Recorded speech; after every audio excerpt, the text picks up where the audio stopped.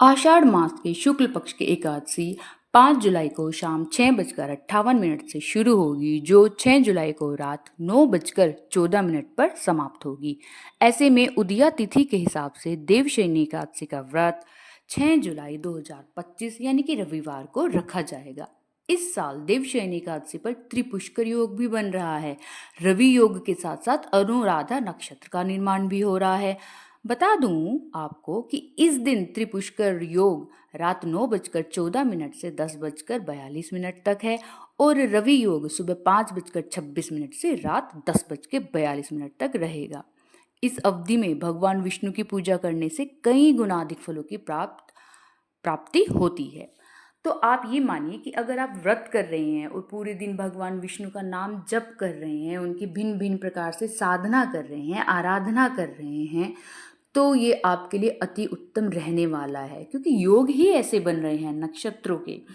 और अगर आप व्रत नहीं कर रहे हैं तो जो जो मैं आपको उपाय बताने वाली हूँ इस वीडियो में, वो आप जरूर कीजिएगा, इसलिए अंत तक इस वीडियो में बने रहिएगा। नमस्कार, मेरा नाम है मेघा और आज मैं आपको देवशयनी एकादशी के बारे में बताने वाली हूँ। उसके लाभ क्या क्या हैं, कैसे आपको व्रत करना है, इस बारे में आइए हम जानते हैं विस्तार से। देवशयनी एकादशी जो कि आषाढ़ शुक्ल पक्ष की एकादशी को पड़ती है, जो पूर्णमासी का टाइम होता है, इस टाइम पे देवशयनी एकादशी का व्रत किया जाता है। इस दिन भगवान विष्णु का शयन काल शुरू हो जाता है। शास्त्रों के अनुसार इस दिन से भगवान विष्णु चतुर्मास के लिए योग निद्रा में चले जाते हैं। जब वो योग निद्रा में चले जाते हैं, इसीलिए इस दिन से लेकर 4 माह तक विवाह कार्य, मुंडना आदि, गृह प्रवेश इत्यादि जो मांगलिक कार्य होते हैं वो नहीं किए जाते हैं। चतुर्मास आरंभ होते विष्णु जी पृथ्वी लोक में के कार्य को भगवान शिव शंकर को सौंपकर निद्रा में चले जाते हैं। इसके बाद जब सावन आता है तो भगवान शिव शंकर ध्यान रखते हैं इस पृथ्वी लोक का। तो आइए जानते हैं कि एकादशी व्रत के लाभ क्या क्या हैं। एकादशी व्रत का जो पुण्य है, इसके समान कोई दूसरा पुण्य नहीं है। इस दिन जो आदमी दान करता है वो सूर्य ग्रहण में दान करे हुए से कहीं ज़्यादा अधिक गुना होता है। अगर कोई व्यक्ति पुण्य कमाने के लिए गौ दान करता है, स्वर्ण दान करता है या फिर अश्वमेध यज्ञ करता है, उससे भी अधिक प्राप्ति जो होती है पुण्य की, वो एकादशी के व्रत से हो जाती है। एकादशी व्रत करने वाले के जो पितृ होते हैं, अगर वो नीच योनि में हैं तो उनको वहाँ से मुक्ति मिल जाती है और वो अपने परिवार को बहुत ही ज़्यादा आशीर्वाद देते हैं।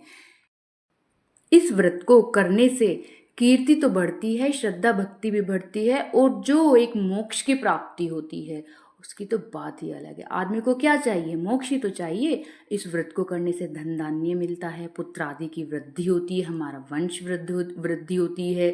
जब पूर्व काल में राजा नहुष, अम्बरीश जैसे राजा हुए, राजा गादी जैसे हुए, उन्होंने भी एकादशी का व्रत किया और इस धरती पर समस्त ऐश्वर्य की प्राप्ति की।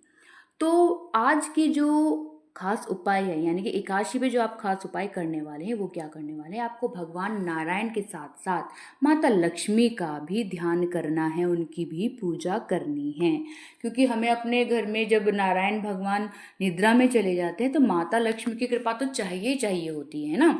तो हम माता की कृपा कैसे प्राप्त करेंगे? तो जब आप प्रातःकाल भगवान विष्णु की पूजा करें तो साथ साथ नारायण भगवान के साथ साथ लक्ष्मी माता की भी पूजा करें। आप हल्दी की 7 गांठ ले लें, 7 पीली कोड़ी ले लें। भगवान के सामने आप एक दिया जलाएं, विष्णु सहस्त्र नाम का जाप करें। अब जो ये आपकी 7 कोड़ी हैं, इनको उठा के आप अपने लोकर में रख लीजिए और जो 7 गांठ है उसको आप पीपल के वृक्ष के नीचे रख के आ जाइए, या फिर आप मंदिर में जो विष्णु भगवान की मूर्ति हो, नारायण भगवान की, वहाँ पर भी रख कर आ सकते हैं। अपनी कोई भी एक मनोकामना जरूर मांग लीजिएगा। भगवान विष्णु की कृपा से आपकी वो मनोकामना पूर्ण अवश्य ही होगी। इसके अलावा अगर आपके घर में तो आपको लगता है थोड़ी लड़ाई झगड़े हो रहे हैं या पति पत्नी का संबंध थोड़ा ठीक नहीं है, तो उसके लिए आप क्या करेंगे?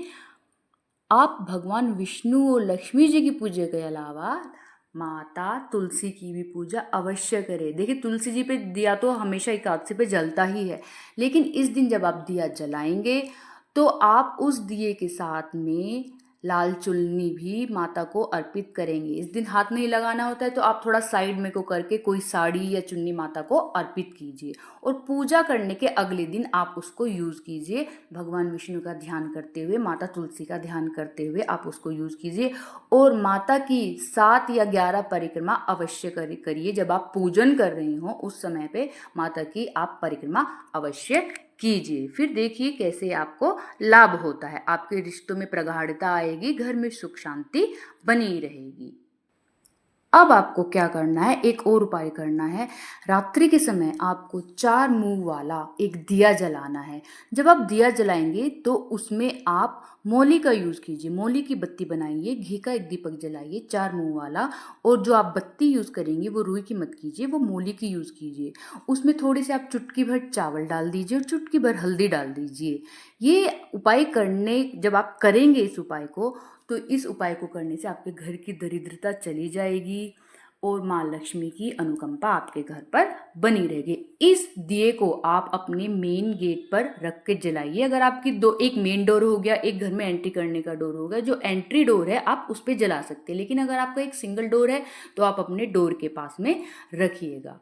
और ये दीपक जलाने के साथ ही सुख समृद्धि की आपको प्राप्ति होगी। भगवान विष्णु आप पर अति कृपा बनाए रखें। मित्रों, अगर आपको मेरी ये वीडियो अच्छी लग रही है तो आप इसको लाइक कीजिए, शेयर कीजिए। मेरे चैनल को अधिक जानकारी के प्राप्त करने के लिए ज़रूर सब्सक्राइब करके रखिएगा, बेल आइकन उसको प्रेस करके रखिएगा, ताकि मैं अगर नई नई वीडियो बनाती रहूं तो आप उसको देखते रहें। आप देखिएगा कि 7 जुलाई को 777 यानी कि 777 का पोर्टल बनने वाला है। मैं उस पर एक वीडियो डालने वाली हूँ, तो प्लीज़ आप कनेक्ट रहिएगा, मेरे इस चैनल को सब्सक्राइब करके रखिएगा ताकि आप मेरी वीडियोस का फ़ायदा उठा सकें। वो वीडियो होगी मैनिफेस्टेशन के लिए, तो प्लीज़ आप मेरे चैनल से जुड़े रहिए। मेरी इस वीडियो को देखने के लिए आपका धन्यवाद।